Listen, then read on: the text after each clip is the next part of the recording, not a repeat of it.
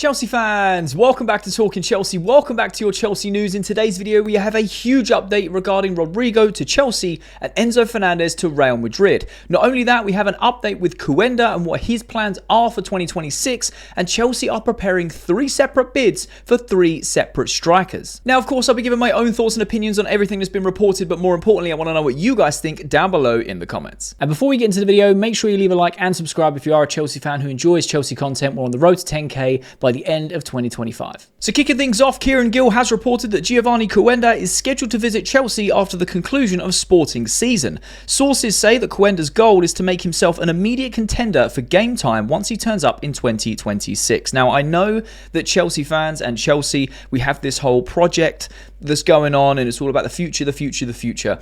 And some fans are sold on it, some fans aren't. I'm kind of on the fence. I think it's exciting times ahead for Chelsea, especially going into next season with the arrival of Petrovic, Santos and Esteval. Just those 3 players alone, we are so excited to see them play in a Chelsea shirt. We've seen Petrovic's development at Strasbourg. Santos had an incredible season at Strasbourg. And Esteval just looks to light up the footballing world every time he's on the pitch. It is going to be incredible. And Quenda is another player who also is going to be coming in 2026, so the season after. He's got this season as a year of development. And he's also a very exciting wonder kid, very exciting on the ball. He's already showing signs of promise and what he can do on the pitch. And I'm so excited to see what he can do next season and how he can come into Chelsea and really reinforce our midfield and our attack inside of the game. Obviously, there'll be chops and changes between now and him turning up in 2026, of course. We've also got the likes of Kendry Paez. Will he stay? Will he go on loan? Will this be a season of development for him over at Strasbourg, or will he actually play in Chelsea's first team for the next season? So I think it's very, very exciting times for Chelsea fans because originally we were sold this dream, we had this like revolving doors of buying and selling players, which is, it's really slowed down, but it has that feel to it still, right? We're going to be offloading Deadwood and try and secure some targets in key areas to strengthen the squad for next season. I think it's massively needed, but the board have made it very clear that they're sticking with Maresca and they're going to go to get the right profiles that he needs to, basically build on what he's done this season. Obviously, we still have our 2 finals left of this season, which is Nottingham Forest away and then the Conference League final, which will define so much going into the transfer window. But they also want to tie up their business before the Club World Cup, which is a very short time span. So it's going to be very exciting times for Chelsea and nervous at some points too. But Quenda, I think he's a fantastic wonder kid. When we signed him, it was kind of like out of nowhere. And I was like, wow, okay, cool. And then you start reading up and watching more about this player and you think, yeah, he's going to cook for Chelsea. Yes, he's got another year of development. It's not till 2026. But again, very excited to see him come to Chelsea. It was almost like the Esteval and Paez signings, where it was like, oh, these kids look amazing, but we're not going to see them for another year.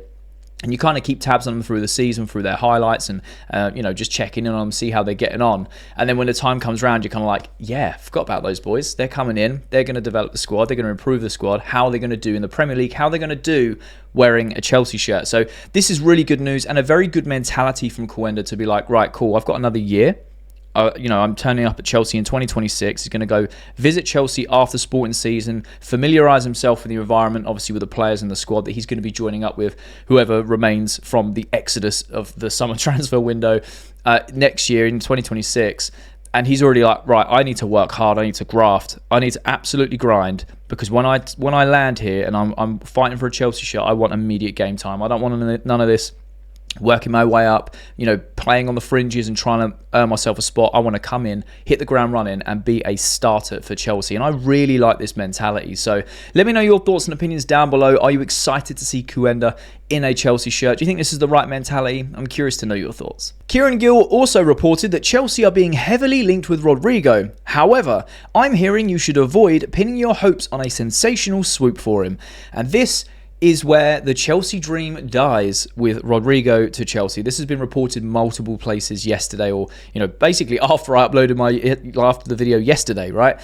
About an hour or two after that, all these reports came out saying, yeah, Rodrygo to Chelsea ain't happening. Like, the fans need to stop getting excited about it, which is a real kick in the nether regions, because you're kind of like, oh man, Chelsea going for a superstar would be unbelievable, because we've missed a signing like that since the Abramovich days. Someone with a high transfer fee, high wages, but they're just a superstar.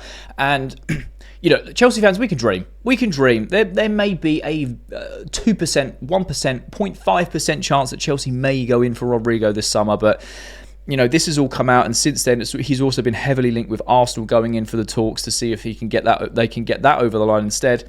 So I just feel like, as much as Rodrygo to Chelsea was a pipe dream, we could have all dreamt, even if it was for a few days or for a week or so, that Chelsea were going to go in and try and capitalise on an opportunity, which they've said in many, many reports and many, many sort of interviews previously in the last few months, that Rodrygo could have been one of those opportunities. However, there is a silver lining to this because, you know, in my comment sections on TikTok and on YouTube, I love talking to you guys. And a lot of you guys were saying, why are we going to be spending that much money on Rodrygo when we need a number 9? Go spend all that money on Osimhen or a Gyökeres. And then we can spend lesser money in other parts of the squad that do need strengthening, but we don't need to be spending 100 mil per position because, one, we ain't got the money for it. We have to generate the money for it. And two, like, it just doesn't seem like it fits in with what the Chelsea board and the owners have been doing since their takeover in terms of their transfer policy. You know, there was also a report saying, you know, they want to stick to their transfer policy, which we'll talk about a little later in the video. But I think that we could all see this coming. I was getting really excited because I just thought, you know what, let me dream. Let me dream. Let me think that Chelsea are going to go in for Rodrygo this summer. He would have been an unbelievable signing, especially with the likes of Esteval and Palmer and Enzo, Caicedo, like, and whatever number 9 we end up with, it's just a frightening attack force. So I was just dreaming. But I would love to know your thoughts and opinions down below. Are you happy that Chelsea have crossed this off the list and said, look, this isn't happening? Or are you a bit annoyed or a bit gutted that we're not going to be going for him? Let me know your thoughts. Fabrizio Romano has reported that Chelsea believes that Enzo Fernandez is a crucial part of the project and is not discussing an exit. He does not have a formal price. They trust him. They believe he, Caicedo and Palmer are the quality in midfield and elite, one of the best for the present and the future. Now, this is fantastic news. I said in yesterday's video, you know, I don't see it happening because Enzo seems pretty settled, pretty happy, you know, but it's football. Everyone has a price, right? There is a world where he goes. I'm glad that this has come out from the Chelsea owners, the Chelsea board. There's been other reports as well, not just Fabrizio's, but they all back up the same thing. Enzo is not for sale.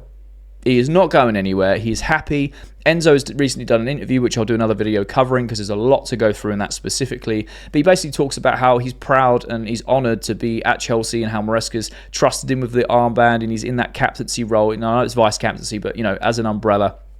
And, you know, when he first turned up here, he was one of the oldest ones here. We finished in 5th, 6th, and, like, you know, he wants to see this club grow, and he's grateful for the opportunity. And it's amazing. Enzo Fernandez is personally one of my favourite players. I think he's been fantastic this season, and I just like his mentality. I like that we've seen him develop and grow in the seasons that he's been here in terms of his attitude on the pitch. Yes, sometimes it could be, you know, immature, I suppose, but you're going to get that with a bunch of kids. He is one of the older ones of the squad.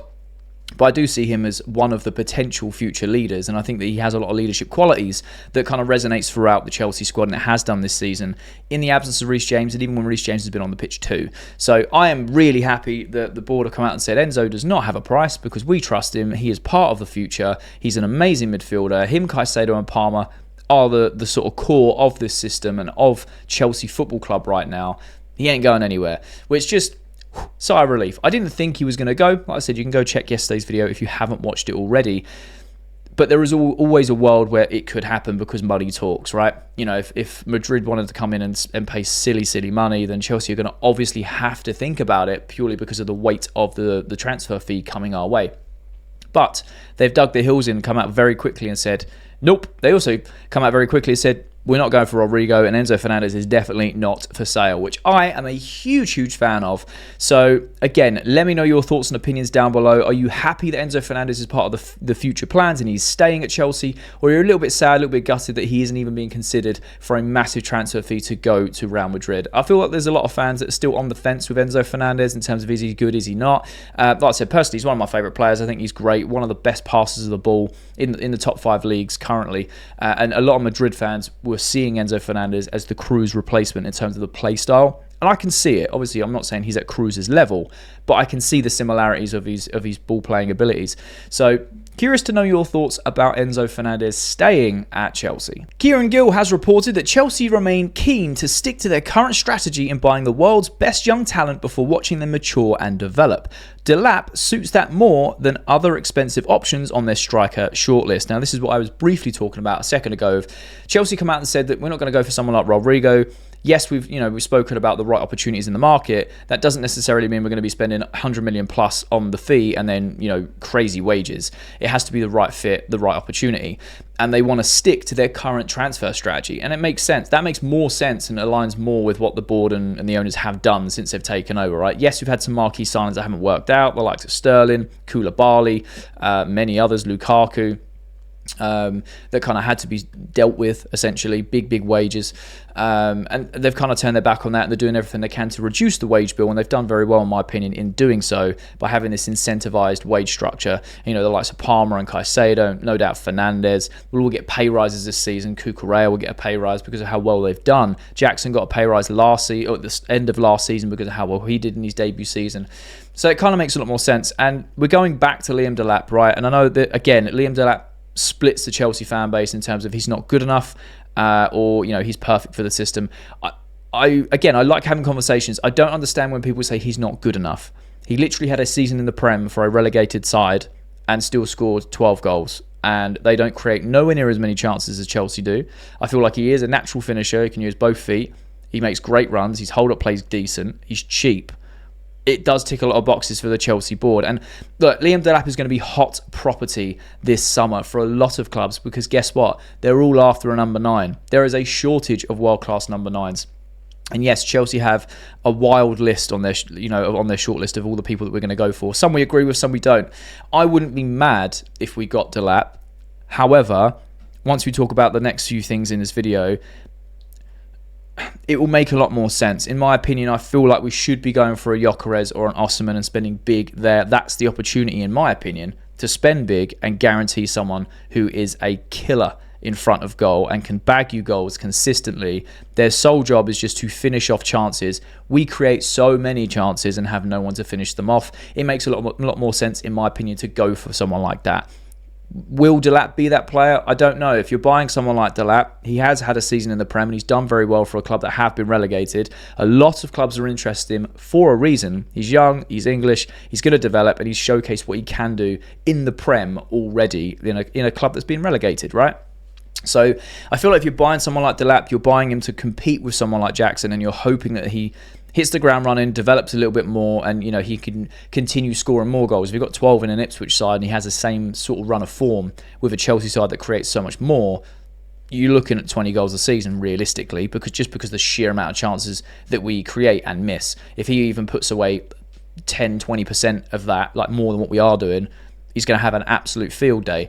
Do I think he's the ultimate option? Of course not. But I would love to know your thoughts and opinions down below when it comes to Liam Delap to Chelsea. Are you a fan, or are you completely not a fan and want to go for someone else? Kieran Gill also reported that Chelsea will get a chance to pitch their project to Liam Delap before he makes a final decision on his future. Working in their favour is how Enzo Maresca already has an existing relationship with Delap. So just continuing with Delap a little bit more, like I said, he is hot property this summer. A lot of clubs are going to go in for him.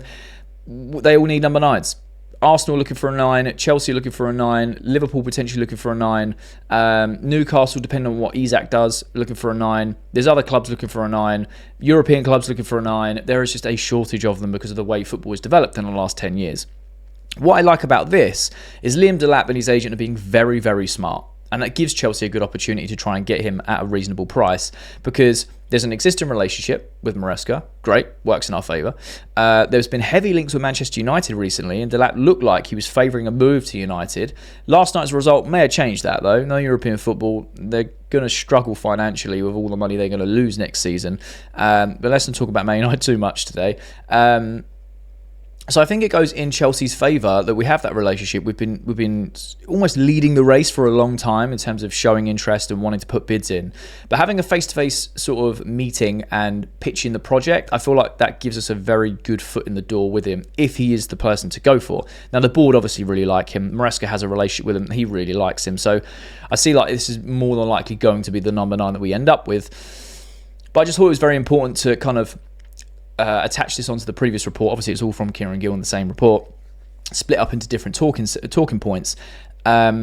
But it'll be very interesting to see what Delap does, because again, he's going to get shopped around, and his agent's got any brain cells, which it looks like he has. He's going to go, oh, well, if you guys want us, United offered Liam X, Y, and Z. Can you match it or beat it? And it can become a bidding war, because I tell you what, Delap will play in the Premier League next season. It's just a matter of whose shirt he puts on next year. Is it Chelsea? Is it Arsenal? Is it Man United? Is it Liverpool? Is it Newcastle? Is it whoever decides or gets it over the line with Delap? Now, I know that in Chelsea's favour, in terms of our incentivised wage structure, we can pay him triple his wages or double his wages what he's currently on, and it's still massively low compared to what we're typically paying our players, right? So there's massive room for incentivised pay rises. He's also done very well, and again, you have to pay the English tax, so you're going to pay more in terms of the fee. We're lucky with the relegation clause. I think it comes out to 30 million, which is absolutely wild when you think about it, for a young English talent who has Prem experience and has scored double-digit goals. But it will be interesting to see what happens. Will Chelsea go over the top and spend too much money in terms of the wages, or will it be a very well constructed deal? He comes in, hits the ground running, and we go, oh my God, Liam Delap is amazing. I don't really know. All I know is he is hot property this summer, and there are a lot of clubs going in for him, but Chelsea have a chance to get face-to-face and pitch the project to him. So let me know your thoughts about Liam Delap overall. Are you a fan or you're not? Curious to know what you guys think. The Mail Sport have reported breaking. Chelsea are exploring a deal around £50 million for Brighton forward Joao Pedro, with the possibility of other players being offered in the deal, potentially even on loan. It is understood they held a meeting on Tuesday. Again, this is very interesting. And I know that a lot of this is rumour mill stuff. It's just going around for clicks and whatnot. But this is why I like reporting on it and talking to you guys and getting your opinions in the comments. I absolutely love this stuff. Now, the Mail, I think it was Simon Jordan from the Mail, and then it was changed to the Mail Sport. I don't know why, but whatever. I think Joao Pedro is a great player. I think he's had a good season in the Premier League, and we'll go over his stats in a second so we can kind of see how he has done this season. £50 million seems like a lot of money when you can get someone like Delap for 20 million cheaper. I don't know. I think Pedro is a great striker, a good finisher of the ball. I think he's had a good season. That picture, by the way, is wild. I think he's had a good season at Brighton. He's had a good season at Brighton. He would fit into Maresca's system quite well. I feel like he's quite a flexible player in terms of where he can play and how he can play in different systems. And Brighton just doing Brighton things. Getting a player on the cheap, putting them on the map, slapping a big price tag, and people like Chelsea will pay the money. And that's why Brighton continue to do it, and that's why they're considered one of the best run clubs in the country, because of the profit they can make off of these players. Look at what they did with Caicedo, Correa, people like Pedro, Ferguson's up there for around £50 million as well. Like, people will pay it. People will pay it. So I'm not a fan of the £50 million price tag for Joao Pedro. Is he better than Delap in terms of numbers? Is he better than Delap in terms of how he plays on the pitch? Does he pass the eye test like Delap does?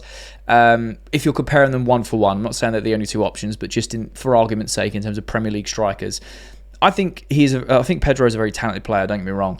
But it'll be very interesting to see what materialises from this, because if Chelsea are going to go for someone like Pedro and then Delap, we have three strikers of average quality in terms of going for one absolutely clinical monster that will bag you 25, 30 goals a season and paying premium prices for a premium player. And that's where I kind of have the issue with it. But I would rather spend the premium money on the premium player, because then you're kind of guaranteeing it, and then the weight is on that. So if they don't come in and perform, cool, we have to try and offload this player, and we've got paying loads of wages and paying like a big transfer fee. Whereas if you're getting a couple of mediocre, I say mediocre, that's probably a bit of an insult to these players, average strikers at lower prices, I suppose they're easy to move on for profit potentially. I don't know, but I just keep going back to the phrases that the board have said. Of the right opportunity, the right prices, they're willing to break things for the right player. And I just think the number 9 position this summer can't be something that's compromised. It has to be done right. We have to get the right player. And again, we are trying to predict the future here. Us content creators, us fans, we're trying to predict the future. Joao Pedro might sign and bag 25 goals next season because we create so many chances. He's a natural finisher. I don't know. The chance of that happening, very slim, but you never know. You never know. Me personally, £50 million for Joao Pedro. Let's look at his stats for what he's done this season. And then you guys can let me know in the comments whether you think he's worth it based on the eye test, based on the stats this season. And we'll just go through it from there. So this season, he has played 30 games in total, 27 in the Premier League and 3 in the FA Cup, and he scored 10 goals. It's 1 every 3 games. So basically, we're signing another Jackson for more money based on stats alone. That's without taking in the eye test, which is very, very important. I don't know whether he's had as many injuries. It's, nearly 2,000 minutes in the Premier League. I think that's how it reads. 3 FA Cup appearances, no goals. 27 Premier League appearances, 10 goals. I mean, double digits in the Prem is okay, but we don't need that. We need someone who's 20 plus. That's what we need. If you can get 20 to 30 goals between your 3 strikers across the season, I suppose it kind of makes sense. But you just want that one focal point that's going to be consistent, score you lots of goals. And then if you have someone like Pedro as a backup, cool. 100%. Player like of his quality to pop up with 10 goals across the season when you need him because you have a main number 9. I'll take that. But to buy him to be in rotation with Jackson, again, Jackson's had a very weird season where he's played very well, then he went for a drought, then he got injured, and then he had this weird end to the season where he wasn't playing as well and got himself sent off in a stupid fashion. I don't know. I just don't want another repeat in terms of return with Jackson, with another player playing in his position. So there are his stats for the season. Do you rate him? Do you not? Let me know your thoughts below. I'm very curious to know what you guys think. I think he's a good player. I think he'd be a good backup for the squad, but definitely not the number 9 that we're looking for. And finally, Fabrice Hawkins has reported that Chelsea are targeting Hugo Ekitike. Frankfurt wants between 67 and 84 million pounds. Several English clubs have approached the player and the club. Among them are Arsenal, Liverpool and Chelsea. The Blues' interest is high. He finishes the report by saying the striker and Frankfurt agree to complete a transfer if the interests of all parties are respected. PSG will have a 20% of the capital gain made by the German club. So essentially, Frankfurt have put their prices up. So then when they do sell the player, the 20% doesn't come out of their profit and it goes to PSG and everyone's happy, right? However, I'm going to be honest, 67 to 84 million pounds on Ekitike. Ekitike is a great striker. Again, we'll go over his stats and we'll see that he's had a fairly decent season, right? If you're going to spend that sort of money, go get Osimhen, go get Gyökeres. It's as simple as that. If they are available for around 60 to 70 million pounds this summer, go and get those players and pay the wages. I don't care. I don't want to be spending the similar amount of money on Joao Pedro or Ekitike. In my opinion, I just don't think it's worth it. Yes, they might be younger. They might have, a couple more years on them. They might have profitability to move them on if they don't work well. We don't care at this point because most of our squad is built that way. What we want is an absolute killer in front of goal that could bag you goals consistently throughout a season, who is very, available, doesn't get injured, for long periods. That's what we need. And if you're telling me that Gyökeres and Osimhen are available between 60 and 70 million pounds, and then Frankfurt are going, well, we want 67 to 84, no thank you. I mean, I'm not in charge, clearly. We're not in charge. We have to go with what the board are thinking, and we never know what they're thinking, if I'm being honest. Ekitike is a great striker. We've been linked with him before, and I would take him. The only downside I can see to his game, and this is just me personally, is I don't think he has the pace to play in a Maresca-style system, unless his job is to sit in the penalty spot and just wait for balls to come in. Because if that's the case, yeah, he'll probably bag you 15, 20 goals in a season. Good in the air, good with both feet. I just think he lacks the pace of the Premier League. Again, we would soon have to see if he does make that jump across to the Premier League. People like Arsenal and Liverpool interested as well. Again, these clubs all need a number 9. Every number 9 that's got like double-digit goals is going to be like hot property because there's just such a shortage. Now let's look at his stats for the season. 33 Bundesliga appearances, 15 goals and 8 assists. That's the same return as Cole Palmer, but a good return nevertheless. It's nothing to be sniffed at. That's over 20 GA, right? In the Europa League, he's played 12 games and scored 4 goals and got 3 assists. Again, European football, not to be sniffed at. I think that's a fairly decent return. It's 1 in 4 goals, goals 1 in 4 games in the Europa League. And then in the DFB Polka, he played 3 games and got 3 goals and an assist, taking his tally for the season of 48 appearances, 22 goals and 12 assists. That is a very decent turnaround. Again, my only concern, not only with the pace, Bundesliga strikers coming across to the Premier League, it doesn't really convert as well, at least in Chelsea's history. I don't think it ever has really converted in the way that we want it to convert. So is this a striker where he can hit the ground running? Because I'll tell you what, if we signed him for £84 million and he does bag 22 goals and 12 assists, that completely transforms the trajectory of Chelsea next season. If you take exactly how we are right now, and you just dumped it at the end of next season, but you added 22 more goals and 12 more assists from that number 9 position, and then subtracted what Jackson did, so you get a net positive, we would be, competing. Maybe not for the title, but we would be around second, third comfortably, and not trying to fight on the last day to secure European Champions League qualification. They are really good numbers across a season. In the league, obviously 15 goals, 8 assists. You'd like to see 20 plus in the league, but if he's going to be playing across competitions and he's scoring in all of them that he's played, you can't grumble. So I think he is a better option out of Delap and the last guy, Pedro. Sorry, my brain is like mush today. I think he's a better option out of Delap and Pedro personally, but I wouldn't pay the £84 million when I know that we know that Victor Osimhen and Gyökeres is available for less money. Victor Osimhen's broke a record in the Turkish league this season of scoring the most amount of goals from a foreign player coming in his first season. It's like 39 goals in 35 games. That's wild. You look at Gyökeres, he's got more goals than games this season. Unbelievable.